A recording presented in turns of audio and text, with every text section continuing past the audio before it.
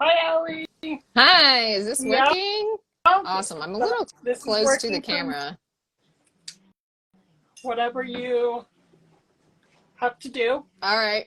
I just have to be able to reach my Okay, phone, so I guess this is gonna work. I'm very close. it's okay, me too. Okay. So I'm gonna introduce myself, and then I'm gonna introduce yours. Awesome. I'm Courtney Gapers. I have muscular dystrophy. I'm located in Long Island, New York. I had a stroke in college, and I'm a graphic designer. I love to chat with my friends. So I wanted to do a podcast, and my guest is Allie. Hi. And yeah, so Allie, can you tell my viewers about you? Hi, I'm Allie. I'm 42. I have spinal muscular atrophy, which is a type of muscular dystrophy. I am a disability advocate. I'm also a vocal coach for children with disabilities. And I just kind of do social media stuff. So it is SMA Awareness Month. So Yes, I want to ma'am. talk about that first. Okay, so SMA Awareness Month was started by Cure SMA in, I'm pretty sure they said like 2003. Okay. Um, I don't know if my facts are right, so don't quote me, guys. But Cure SMA started the whole awareness thing because more people need to know about our disorders. Spinal muscular atrophy is the #1 genetic of children killer of children. So unfortunately, it is considered very terminal. Yeah, very terminal. There are 4 different types of spinal muscular atrophy. Actually, there's 5 if you want to get technical. Oh, So there's wow. type 0, which is incompatible with life. Okay. Unfortunately, that means while pregnant and if you do an amniocentesis, that means that baby will not Yep. live at all. And then type 1, which is the most severe type of SMA, which most children with type 1 don't sit on their own. Usually, most have a breathing tube, feeding tube, and they don't live very long. The life expectancy of a child with SMA type 1 is 2 years old. And then spinal muscular atrophy type 2, which is the type I have. Okay. They diagnosed that by your onset of symptoms. So Okay. my symptoms started after 6 months. So I developed normally Yep. as a child up Yep. until 6 months. And then after 6 months, um, everything slowed down. I wasn't rolling over. I wasn't doing all of the normal baby stuff. So that's the onset at around 6 to 18 months is when you're diagnosed with SMA type 2. Some people say that there is a life expectancy of SMA type 2. They told my parents I wouldn't live past 6 years old. I was a very sick kid though. So they did tell my parents to be ready that I might not live as long as a life as I should. SMA type 3 is, again, onset of symptoms, which is usually they walk in between, I think, 10 years old to 16, I think, is that SMA type 3. It could go older than that. But most of them develop normally and then start having weakness after 10 years old. SMA type 4 is adult onset, so anybody, 18 older that starts showing symptoms, but most of the time it happens like in your 40s Okay. when you actually notice the symptoms. Wow. With genetic testing, though, now Yep. everyone can be tested at birth. Now we have Right. 98% of the United States has genetic testing at birth Yep. for SMA. We've only got Nevada and Hawaii to Oh, go. wow. Yeah, so we're working on it. I'm getting that genetic testing or newborn testing. Newborn Yep. screening is what it's called. Yeah. So newborn screening for SMA. That way everybody can get diagnosed early and start treatment. And that's the cool thing about Yep. I say that SMA is the #1 genetic killer of children, but it's kind of not now because we Right. have treatment. Right. Right. So there are 3 different treatments for spinal muscular atrophy. One is Zolgensma, which is a genetic modifier that you get one time, and only infants 0 to 2 years old are eligible for that right now. They are testing on adults though. Ooh, exciting for that. And that completely stops the process of the disorder. So if you catch it early and they get Zolgensma, they will develop like a normal child that does not have SMA. They don't consider this a cure, but they do consider it the best treatment. Some children also want to do duo treatment with Zolgensma, such as Spinraza, which is a spinal injection 4 times a year. And what that does is it tricks your body into making more SMN2 protein. So with SMA, the reason why we have SMA is because we're missing the SMN1 protein in our body. So our body relies on our SMN2 protein. But because we have SMA, we are also deficient in SMN2 protein. So I have 3 copies of the SMN protein, which I guess they're kind of using as a diagnosis now for SMA 1, 2, 3. Yeah. So, I got off on a tangent. Okay, and then there's another treatment called EVRYSDI, which is an at-home treatment that you take orally daily, and that is the treatment that I am on. That also slows down the progression of the disease. So as long as you are on treatment, your disease is not as fatal, I guess is the best way to put that. And when did you finally get the treatment? I was the first person in Oklahoma to get my treatment of EVRYSDI. Yeah. So I unfortunately was unable to get Spinraza. I have really old rods because I am in my 40s. So my rods were done in the 90s. So there was just no space for anywhere to get in to do the spinal tap. So I held out for EVRYSDI. It was FDA approved in August of 2020. So during the pandemic, it's new. Oh, it's real new. Yeah. August of 2020. I got it September 11th, 2020. Wow. I called my doctor 3 times a week saying, I want this. I want this treatment. I pushed. I was a nudge. I was annoying. They did not like me. They were like, Allie, we know you want this. We know. But I did. I pushed. I nudged. I was like, I need it. I need it. I need it. So. That is so cool. I'm so jealous. Do you, what is the benefit of this treatment now? So it's different for everybody. For EVRYSDI specifically, because that's what I'm on, so I'm going to talk specifically about EVRYSDI just because I'm not knowledgeable about Spinraza. For me, I have had incredible gains with my body, with my strength, with everything. Before treatment, I was having issues swallowing. I couldn't eat. I was losing a lot of weight. I was very malnutritioned. I didn't feel good. Like I was losing strength. I could feel it coming. I couldn't lift my hands off of my lap. And I mean, like I can move my hands now. I was thinking about going and getting my makeup tattooed on because I am a big makeup girl. I have to put on my face every day. It makes me feel good. So I was thinking about going and getting tattoos because I wanted to keep the makeup, but didn't want to put that, I say burden, but that's okay. I didn't want to put that burden on somebody else to have to do my face for me because I'm very picky and I like it the way I like it. So I was going to go get tattooed. But since starting EVRYSDI, almost 2 weeks into taking it, I saw results where I could do my own makeup again. Yeah. So like before I would say, okay, do I have enough strength today to do my makeup and do all the things that I need to do during the day? Right. And most of the time the answer was no. Now doing my makeup doesn't even affect what I do for the rest of the day. It's just a, 30-minute to an hour thing that I do every morning. That's just normal now. It's not something that I have to decide if I have the strength to do it today or not. My breathing has gotten extremely good. So I was on a non-invasive ventilator before I was on the medication, and we could not figure out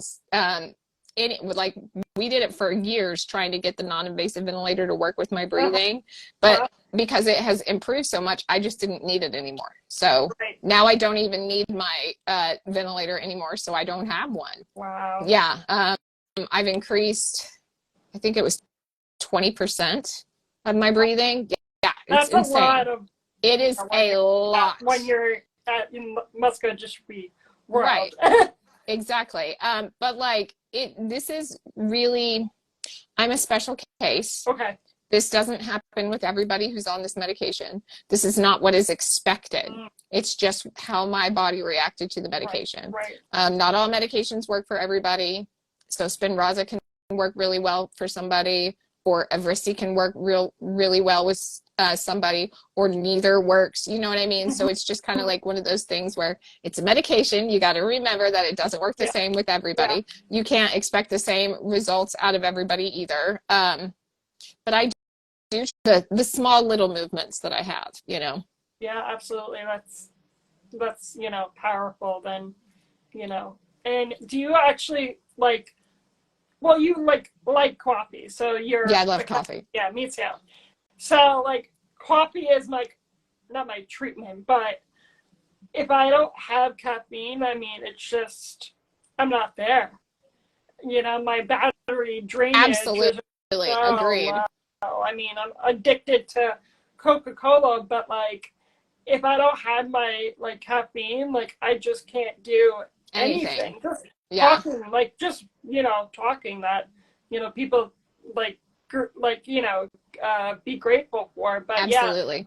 Like I imagine that the treatment was like, you know, energy boost. So that's really cool. The thing is, I've never slept like my whole life. I've been a terrible sleeper. Since I started the medication, I sleep through the night. Wow. Because I am exhausted by the end of the day. I don't think I've ever had like true, like my muscles are worn out. I'm tired. I've done so much today that I'm tired. So like when I started the medication, I slept. Like I can get a good 10 hours in every day. Wow. Like I am tired. So I do have the energy during the day. Okay. But if I do not get a good night's sleep, it's done. Right. So yes, it gives me a boost. Wow. It absolutely does. But it also exhausts me because now I'm doing more, right? Yeah. Like I am physically just doing more now that I can. So I am exhausted all the time, which is why I need my coffee. Yes. I like you. I cannot function. Cannot. I mean, I'm drinking some right now. Like every day. My mom's like, don't stop. Like, don't like buy Starbucks. I'm like, it's my juice. Doesn't the pumpkin spice latte come out tomorrow? Yeah. I'm not Is it today? I think it was tomorrow. Tomorrow morning. Yeah. Oh no, I'm excited. I love caffeine, but it's so cool that the treatment world is, you know, working as oh my god, I can't talk, SMA, because, you know, from my world, I looked up for, you know, SMA because, you know, muscular dystrophy, there's types of muscular dystrophies that's popular, SMA, Duchenne's, so no one really knows about my genetic cause and my muscular dystrophy because it's so rare. So it's cool that we have friends in this disability community that are getting treatment. It's really cool. Yeah, I am super stoked about the SMA treatments because it's helping other muscular dystrophy people get treatment. So I don't know if you know, but Friedreich's ataxia also just got a treatment.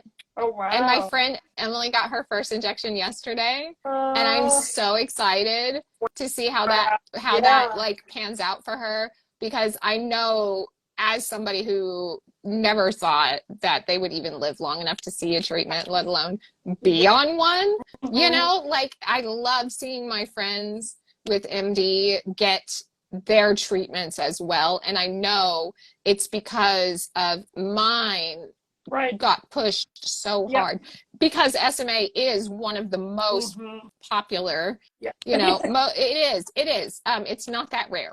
Right. It's not, it is a rare disorder. It's just not that rare. Yeah. It's not. If you're going to have MD, you're probably going to have, like you said, Duchenne's or SMA.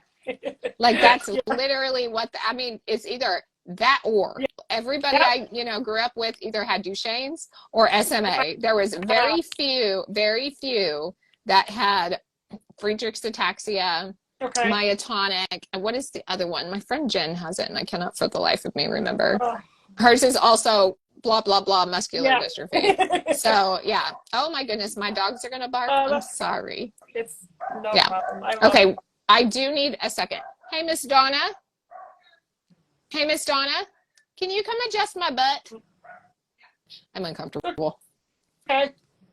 So, happens all the time. Yep. I'm falling to the right. right. Can you pull my butt to the right? Thank you. So yeah, I'm really excited that other disorders. Can you pull my elbow in as well? Thank you. You good? Yes, thank you. So I'm very excited that other MD disorders are getting that attention.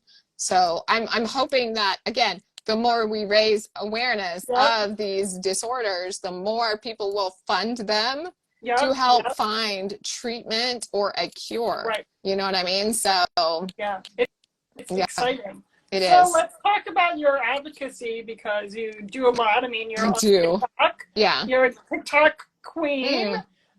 So you want to talk about that. So well, I kind of got thrown into the advocacy part of it. It was all during COVID when I joined TikTok. I made fun of so many people. They were like, Allie, join TikTok. And I was like, you shouldn't go to TikTok. It's for pets. Yeah. I literally was that person. I was totally that person. And my sister-in-law had just had a baby. So because of COVID, I couldn't go see them. So I was missing the first year of my little nephew's life. And I was just like, ah! And she said, join TikTok. I post videos of them like every day. And I was like, okay. So I joined TikTok, and I was, you know, like a little lurker for about a month. And I posted just a video of just my pictures, and I got followers, and I was like, for pictures? Really? Like, why? So I did a couple of videos, and this all happened at the same time as EVRYSDI was coming out. And my mom also had TikTok. So I was like, I'll just document the EVRYSDI stuff for my mom. Oh, yeah. Yeah. So mom could see it, and I didn't have to call her every day, because I'm a lazy daughter, and I should way more call my mom more often than I do, but I don't. So I was doing it for my mom, right? And in order to get on EVRYSDI, I had to do something called the upper limb module test. And it's revised upper limb module test. But you have to rip a piece of paper. And I was confident I could rip that piece of paper. So I'm on the phone with this doctor on like little video chat, right? And she's like, okay, now take that piece of paper and rip it. Couldn't do it. And I got mad because I was like, really? I'm that weak? I can't rip a freaking piece of paper? I was pissed. So 2 weeks after I started the medication, I was like, okay, I'm going to try it again. And Donna goes, you should record this for your mom. Yeah. Because if you rip it, it's a cool thing, right? So Donna recorded me watching it, and I started to cry like a little baby when I ripped the piece of paper, because it was 2 weeks, you know, before that I couldn't even like bend the paper. Like it wasn't even, I couldn't even make it move. And I tore that piece of paper, and I was like, wow, that was cool. And I posted it, and then I went to bed. So I did it at like 8 o'clock at night, right? And I just went to bed. I woke up the next morning, I had 50,000 followers overnight. I was like, what is happening? So I just started documenting my journey with EVRYSDI, and the company that makes EVRYSDI reached out to me and said, we would love to use your videos to help get it approved in Canada and other countries, right? So I gave them permission to use my videos for them to get passed, right? And that started the whole advocacy thing. I was like, wait, my videos are changing like doctors' minds on saying yes to this, like where it got approved, like really that's happening. So that's what I mean by I got thrown into it. I literally was not going to be an advocate. Like that was not my plan in life. My plan in life was to be a singer. I wanted to be a performer. I wanted to be on Broadway. I wanted to be a Disney princess. And now I'm a disability advocate. Like that's crazy to me. Yeah, that's crazy that, you know, you just recorded that video and then you woke up and you were famous on TikTok. Instantly famous. It was insane to me that it went that big that quickly. Yeah. And That's then why I like TikTok for that cause. Well, I've had several very, very viral videos, which again brings awareness and advocacy to other things. And it's opened up a lot of really cool opportunities for me to go and do advocacy. So like in October, I'm going with Cure SMA to Washington to do a walk on the hill. Ooh. So jealous. I am so nervous, and I am so excited about doing this. I actually get to talk to Congress and possibly the president. Wow. That is amazing. How insane is that? Yeah, it is. Cool. And it's not just about SMA. It's about the whole disability community, right? So this advocacy stuff that I'm doing is not just for SMA. It's for the whole community. I want to make sure all of us are taken care of, because I feel very lucky to have such a wonderful program like Cure SMA that reaches out so much and does so much work that I want to make sure other disabled people have that ability too. I don't want to just focus on SMA. You know what I mean? As great and as dear as SMA is to my heart, my community is disability as a whole. Whether you were born whether you were born with it or became disabled or, you know what I mean? Like, we all need to be all together as a tight-knit community. And equally, rights. I mean, it's just, it's, we can talk about the, fucked up system, but it is true. And we're in 2023 and, we don't have, marriage equality at all. And people don't know that. That's how my marriage fell apart. Oh, wow. Yeah, so we got paper divorced because I was losing my medical. So I was losing my medical benefits, and I was like, well, okay, we'll just get paper divorced, right? So we got paper divorced, and then he decided that because we were paper divorced, he could do whatever he wanted, right? So I lost my marriage because I was forced into getting paper divorce. I'm not sure that he would have taken the path that he did if we would have still been legally married, right? Yeah. I mean, it's Medicaid divorce, and it's in the disability community, and people don't know about this, and it's just, it's very fucked up because, we as a right, we can get married, but we're going to lose everything. All of it. Benefits. Yep. Our caretakers, Social Security. Same thing with working. I am completely and utterly capable of working a full-time job, but I cannot, because if I do, then I lose my care, which means I couldn't go to my job. I know. So it's like one of those catch-22s, you know what I mean? Like that, I wrote an article about choosing care over career and how that kind of has ruined me as a person, because I have always wanted to be a choir teacher. That's what I wanted to do. I wanted to work in a school, but a school won't give me the insurance that I need that will pay for my care that I need, because I need care almost 24 hours. And that costs about $70,000 a year. How can I pay out of my teacher salary that makes $30,000 a year to pay somebody to take care of me so I don't get to have the career that I want, because I still need somebody to get me up out of bed every day and take me to the bathroom every day, you know? So it's a stupid rule. And I think that's what we're fighting for when we go to the walk on the hill is raising the asset limit, making sure that my idea, because I'm brilliant, if you are eligible for the ABLE account, then you should be able to work a full-time job and not have your assets be counted against you and still receive your medical benefits. Not a paycheck. I don't need the Social Security paycheck. I don't need that. I will make my own money. But I want the medical. The medical is what I want, right? And even with the ticket to work, I can only make $900 a month. I know. $900 a month times 12 is $11,000 a year. How do you want somebody to live off $11,000 a year? No, it's you can't it's pay rent completely- on, you can't pay rent on that. No. So like that's what I want to fight for, is being independent and not losing your medical. Absolutely. I totally agree. I can, oh my God. It's so fucked up because I was living in Florida and I went to college and I had my stroke in college. Yeah. And my mom was a single mom and she was like, I can't pay the caregivers down here out of pocket because it's just, in living in, Florida, you get like less money working from a nurse because my mom was a nurse.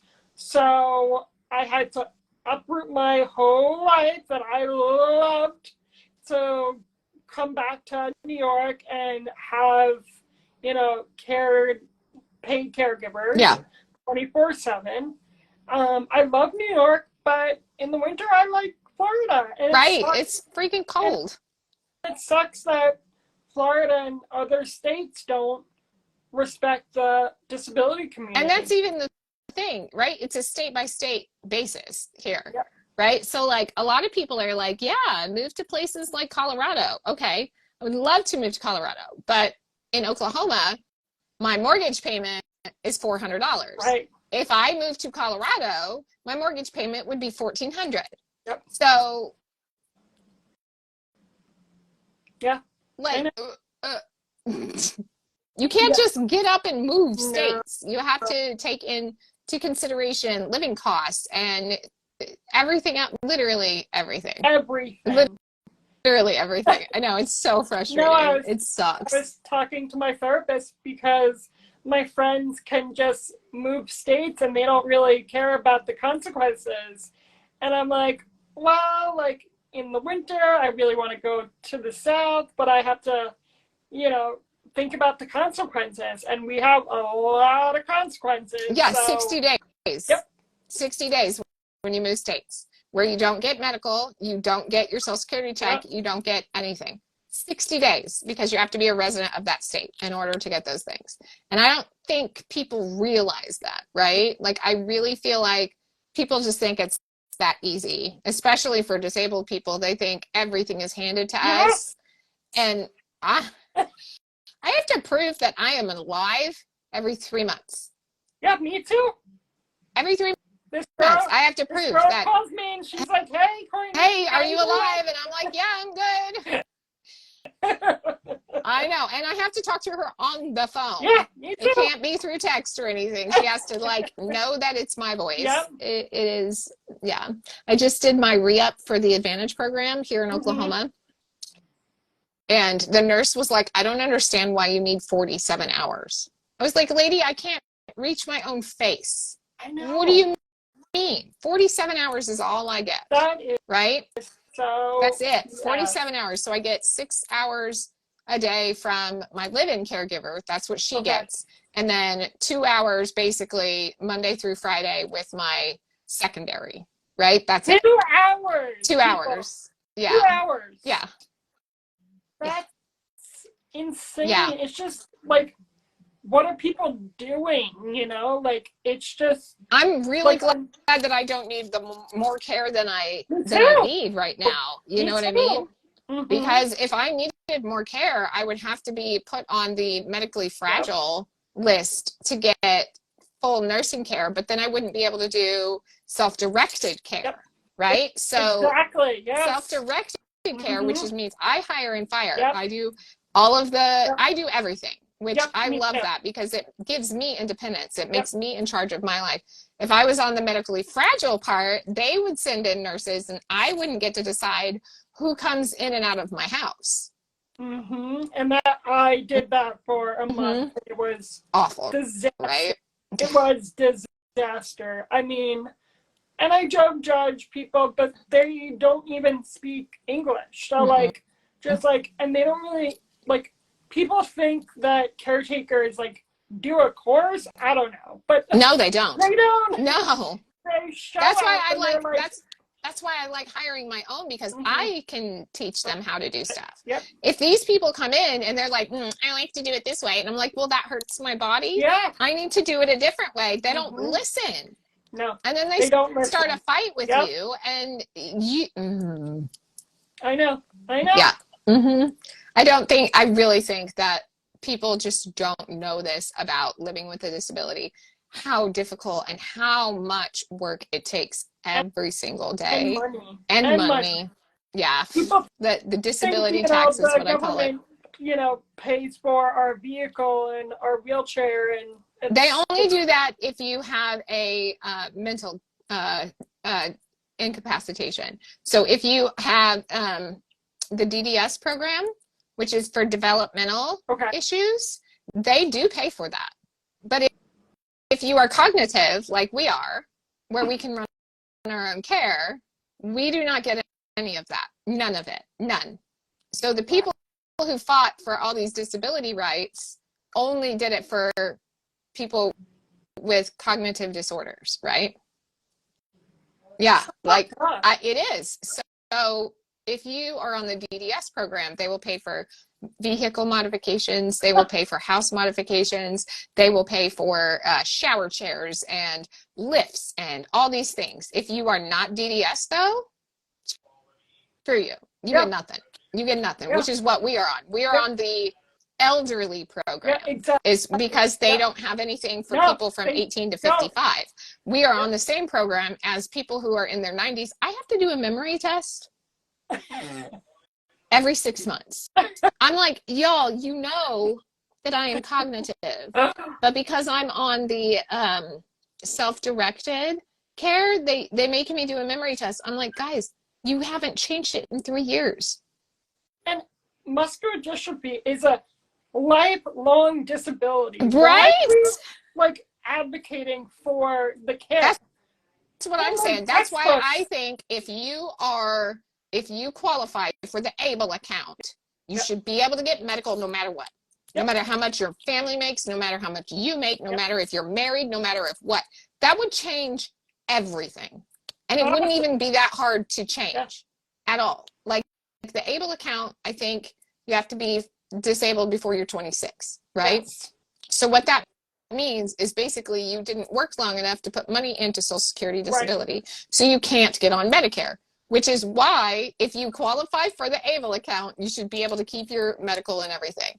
That doesn't leave people out because those people worked and can put money into Medicare and Medicaid and everything and qualify that way, right? But for us who were born with our disorder and never worked and all that stuff and qualify for the ABLE account, we would get help. And it would take care of all the issues that we all have. Yep. I agree. And that would put a better limit on things, because everybody's always worried about fraud. Fraud is 1%. 1%. That's it. 1%. That's a crazy low number for people to be like, well, punish everybody else because I know this one chick who was on food stamps and she didn't need it. Okay, report her then. Right. Report her. Right. Are you doing anything to get them off of it? If you know somebody who is faking their disability for disability, report them. That's your responsibility to make sure that that fraud doesn't happen. Not us. Not us. Nope. And I don't think, I didn't even know about all the rules after high school. Like no one taught me at all. After the stroke in Tampa, me and my mom were like, oh shit, like we're really in trouble. Like we don't know what is going on, who's gonna pay for caregivers. And thankfully my best friend, her mom was a lawyer, and she was like, okay, if you come back to New York, you can have 24/7 caregivers. Oh, that's good. I'm glad that you had that resource. A lot of people don't have that resource, so that's really good that you had it. And I feel bad because I have a friend in Florida that gets shit hours. And like, it's so fucked up that like we're grateful that we have care, but I'm also angry and upset because my friend who has the same, disability in Florida doesn't have the care. Right. Like you, 2 hours? Like that's... Wild. So yeah, I have basically 8 hours a day of care. That's what I have. But like Donna, my live-in caregiver, she works for free. She Yep. does. She does. She works her ass off for me. And I owe everything to that woman. I would not be independent if I did not have her. She is my best friend, I call her my hetero life mate, because we do everything together, because I have to have her as my hands to do the things. She allows me to live my life. Without her, I would be stuck at home juggling 6 or 7 different caregivers for 2 hours at a time, because you know what I mean? So like, I'm very lucky that I have the people that I have, and I just hired my other person. Right. I saw that. Yeah. So I'm very thankful for her. She's wonderful. I love her. She's great. So, you know, she does a really great job, and she actually is very kind, which is really good, because that's really hard to find too with caregiver. But like, if I had to do it where I had to have that many people juggling throughout the day, I would lose my ever loving mind, because there is just no way that I could deal with the stresses of everything else of just being alive in this country right now, plus having to juggle care and making sure somebody is coming to my house and getting me up out of bed. Yeah. Not leaving you in the bed, and exactly.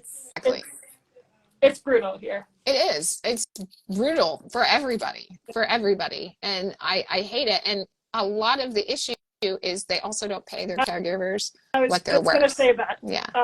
We had that problem in COVID, and we had to increase the pay, and my mom is paying $5 out of pocket, because we couldn't find reliable caregivers. Not at all.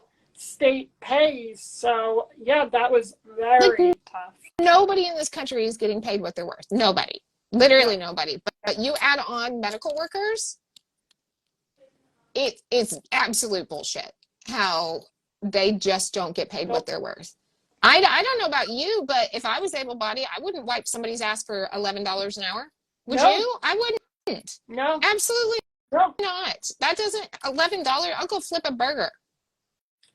Exactly. And it's just like, people think we're making that minimum wage, but it's the government that is allowing minimum wage in Oklahoma is $7. No, I $7. That is crazy. $7 is minimum wage. That's insane to me. So like, I had a lot of people want the job, by the way. When I said 11, when I said 11, they were like, wow, that's a lot of money. And I was like, I don't feel like that's worth it. No. I'm not reading the chat. Are we supposed to read chat? No, I was just looking at it. So sorry. It just popped up, so. Is my EVRYSDI treatment being followed to help prove that it works? Yes. I actually just spoke about that Jen and Tech reached out to me to use my videos to show for other countries to get it approved in their country. So yes, I personally hope that it helps people decide to get on treatment or not. So that's my goal of it, you know. Again, I'm going to keep saying it. Talk to your doctor. Everybody is different. Medications don't work for the same people the same way. So please, please, please always talk to your doctor. I was thinking about the Cure SMA. Does that conference like help you and your community? So for the adults, they give a scholarship. So they will pay for an adult and one caregiver, 2 nights in a hotel, and a $400 stipend per person to fly there. So they basically pay for your flight and your hotel for 2 nights. So yes, if you are an adult, if you are a first-time attendee, like a family, they'll pay for everybody in your house, for everybody in your household to go. So if you're a first-time attendee, after that, if you're not an adult, then no. Does that make Okay. sense? But you Yep. can apply for a scholarship. And they That is so cool. do give a lot of scholarships. So no, unfortunately, Golden King Spinraza was not available to me because of my rods that I had in my back. Because I am in my 40s, so they were from the 90s, so they're heavy duty. They are not like the new ones that No. are really nice and movable, and I Yeah, I got didn't old ones, actually get dude. that. I Yeah. didn't get the rods. And I'm thankful that I didn't get the rods. But yeah, I mean, going back to the conference, I mean, I'm Hmm. jealous because, you know, you had your community as Yeah. you went to Disney. So what did you like about that conference? To be honest, I just really liked sitting there talking to everybody. Mm-hmm. I didn't really go to Disney this time. So I did in Disneyland. I spent all of my time in Disneyland and I missed out on the conference last year. Oh, okay. And this year I was like, nope, I'm only doing conference stuff. Only doing conference stuff. It was amazing talking to so many people and just sharing our stories together and just laughing and having a good time and being nerds. Like, Yeah. we laughed so hard. It was so great seeing everybody. Like, people that I've met on TikTok and on Instagram and on Facebook, seeing them in person from other countries, dude. Wow. Yeah, like, oh, it was so good. It was my Wow. favorite part was literally just socializing. But I am a social butterfly. Me too. If I do not have human contact, I lose my mind. Mm-hmm. COVID was so hard for Yes. me. Me It was too. so hard for me. Luckily, I had TikTok. If I didn't have Right. TikTok, I probably would have. I mean, I did go into a depression. Yep. Like, that happened. Yep. Absolutely. But like, it would have been 1,000 times worse. Yeah. This girl said the conference was so fun. Mm-hmm. I'm jealous. I know. And, that's the thing that I miss about the MDA, Yeah. right? Is that sense of community Yeah. that we all had. But, as soon as you're 18, MDA doesn't give a shit And about us. So, I think I want to talk about that yeah. because people think that the MDA supports us. And well, this because they advertise like they do. Yep. But they don't. And I mean, I think people are finally getting that. And I'm hoping that the more adults speak out about it, that MDA will change their mind. I feel like they might be. I just say that because there have been some things that I've gotten in emails, NDA stuff that I can't, non-disclosure acts that I can't talk about, but I've gotten a couple emails through the MDA Foundation, and I feel like that they're trying to change that. I feel like they're finally listening to the adult MD community. I really do. The adults. I think they're also learning from Cure SMA that actually listening to their adults with their disorder will actually help them grow and not hinder them. That using children as pawns to be a wah wah pour me, give me money doesn't work in this economy anymore. No. When I was that kid, I did everything, and after 18, see ya. I was ambassador for Oklahoma from 1987 to 1989. Yep, me too. Yep. So I was an ambassador and I did the whole thing. And the first time I heard that I was going to die from my disorder is while I was on the telethon. I had no idea that I was going to die. Like, I didn't know that was a thing. So it made me upset, which, that's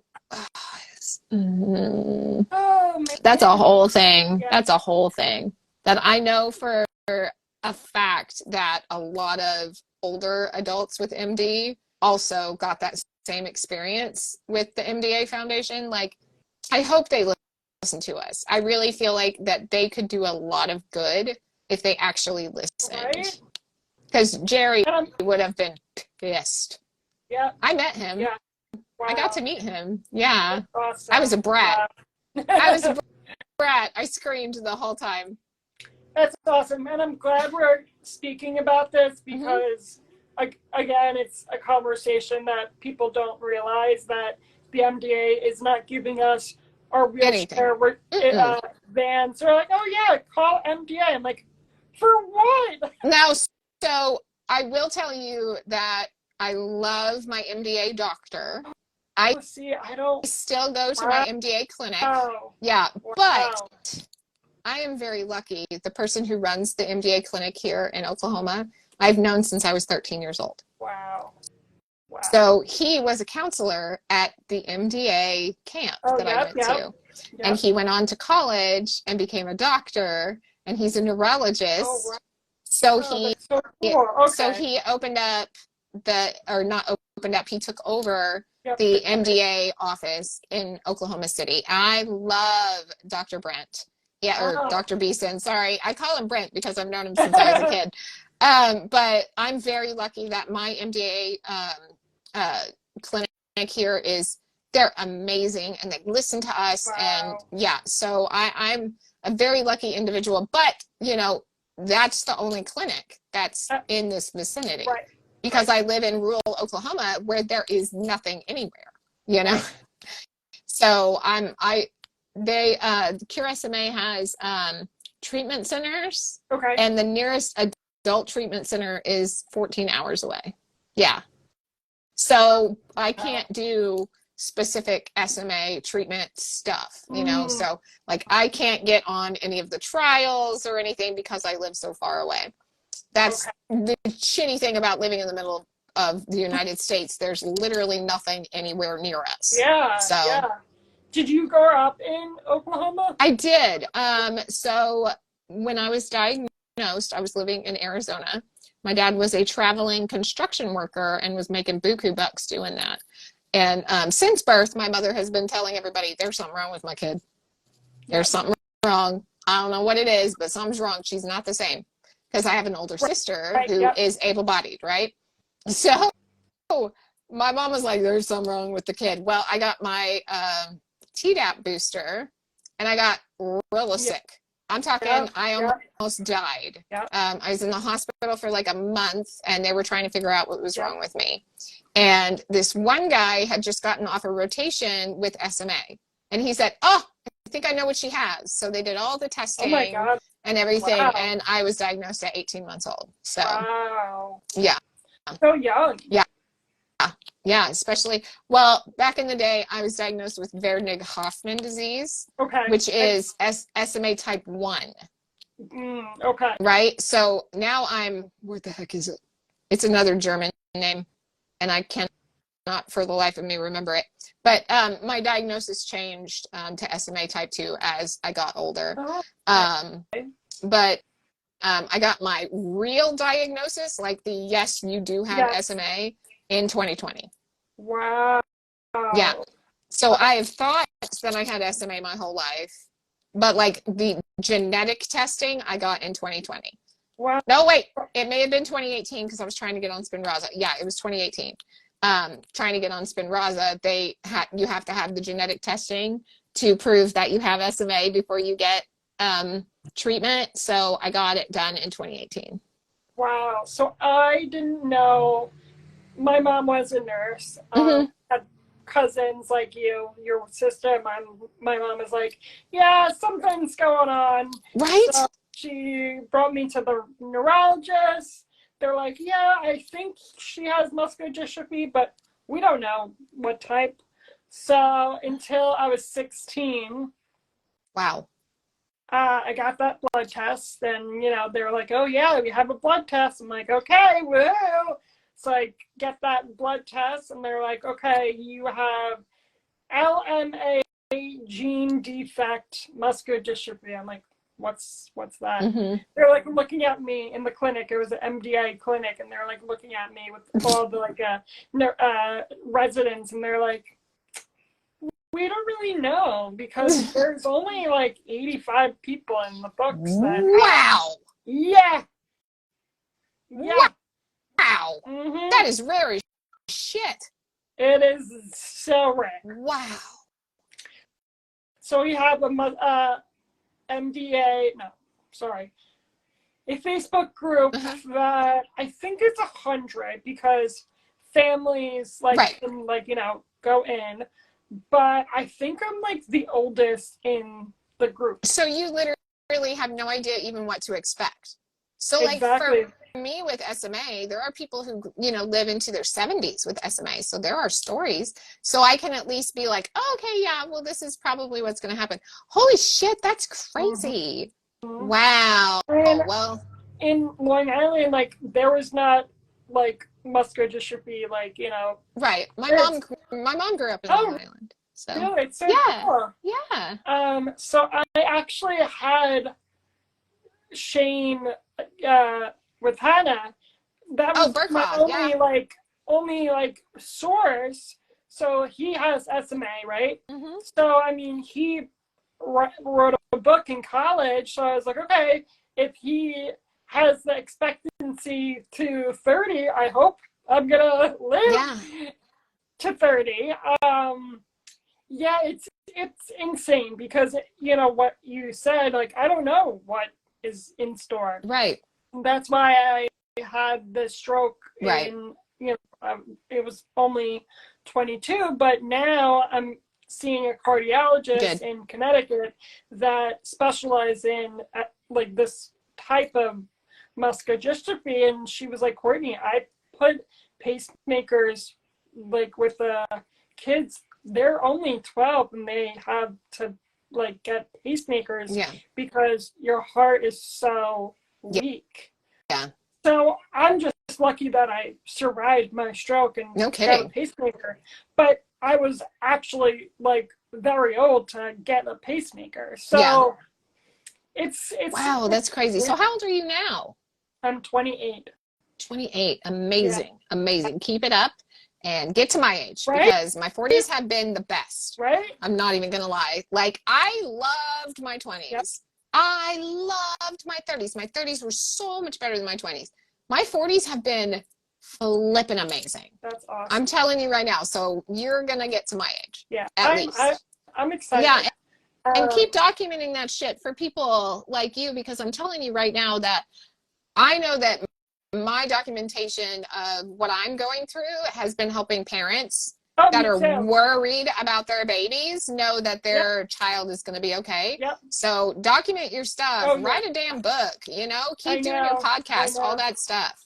You know Yeah. what I mean? That way people can actually know what to expect. I know. Yeah, it's cool because I mentor parents that have, kids that have stomach Yeah. issues, and I like tricks and tips, and I show them. And me and my mom love to education and awareness. Good. So, doing this, chatting with you, muscular dystrophy, that's what I want to do. Good.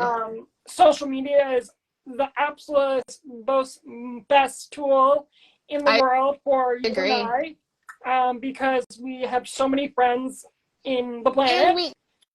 And we can reach people across the planet. It's not just our tiny little state anymore like it was when we were kids at MDA camp, right? It's so much bigger. It's on such a huge that we can change so many things for so many people by just being us and sharing our stories and talking to people. Yeah, yes, keep it up. Right? You're doing so good. You're doing so good. Yeah, I just wanted to, chat about, our disability community because I love them. I do too. They really give me the strength and motivation and, and the ability to bitch without somebody looking at you and trying to fix it. Yeah. Sometimes we just want to bitch. We don't need you guys to fix it. We don't need a solution. We need to somebody just go, oh my God, me too. I'm hearing you. I feel you. That sucks. You know what I mean? Like, that's my favorite part is because I am a very positive person. Me too. And sometimes I just need to, you know what I mean? It really is. And I have a great friend in Michigan, and I've never met her, but I mean, we've been friends for 7 years. And when I have a, muscular dystrophy problem, I just text her. I'm like, oh my God, the boys are so annoying. Yes. Yes. So actually I met my best friend on TikTok and she also has SMA. Oh, and cool. we got to meet at the SMA conference this year because So she didn't cool. know about Cure SMA either, right? She learned about Cure SMA through me. So we finally got to meet after being best friends for 3 Wow. years. You know, so that was really flippin' cool. That's you know, my best friend is the most amazing person ever. So, you know, being able to have her in my life has been crazy. And I wouldn't have met her if it wasn't for social media. Yeah. Absolutely. Yeah, I mean, I Absolutely. wouldn't know all these wonderful people like I you know. if It's it wasn't so for social cool. media. I know. It's really cool that we can use this tool to bring awareness, like Hmm. you're saying, that you're going to the White House Oh my to change God. the government. Like, Can you that's believe really that? good. I am fighting for all of us. That's insane to me that I get to be the voice for us. That's That I get to crazy. sit there and tell these old, crusty, musty, dusty Yep. dudes that these stupid rules are ruining our Yep. lives. You know what I mean? I get to share my story and tell them how much I've struggled because of the limitations they put on my life as a disabled person. Me And too. I get to share stories that you guys have shared with me with Yep. them. I literally get to say, well, a friend of mine in New York Yep. had to move from her Yep. home in Florida just so she could have her ass Yeah. wiped. That Literally. shouldn't be a thing. That literally should Nope. not be a thing. You Nope. know what I mean? So I get to share y'all's stories when I go. Yes. And Record it. it's going to make a difference. Yeah. I have it in my heart that this is going to make a change. That we are going to continue doing this kind of outreach stuff. I want to be a Judy human. You know what I mean? Absolutely. Absolutely. Like I want to be that for our generation. Yeah. And I totally agree. And Mm-hmm. if I have this story and, you know, my diagnosis, my disability, and, you know, I have many disability. I have traumatic brain injury. I Yeah. have a physical disability. I have mental illness. And, you know, Me it's too, like, girl. but that's cool because we can talk about, you know, so many disabilities Yeah. in our disability community. Yeah, absolutely. And again, representation matters, and that's for everybody in the disability Yep. community. I never want anybody to feel left out when it comes to just me advocating. I will fight my ass off for everybody. So I don't want anybody to think that I'm just doing Nope. stuff for the SMA Nope. community. You know what I mean? So, Yep. Me too. yeah. Oh, this is such a great conversation. I Instagram, love talking to Instagram you. like closes uh, 1 Yes, hour, so I want to wrap ma'am. it up. Yes, ma'am. Um, but it was so great to talk to you and like have this awareness and like just sharing it with my able-bodied friends. And you know, they're my best friends, but it's so cool that we have, you know, social media that we can do this for free. Yes, I know. And you just let me know anytime you want me back. I'll be here. Um, Thank you so can much. I download this Yes, live? I'm gonna email it to you. Cool. Thank you Of so course. much. I enjoyed this so much, Courtney. Thank you so much. Keep up the good work. You're Thanks. doing wonderful things. Uh, All right. have I an love awesome you. day. Bye.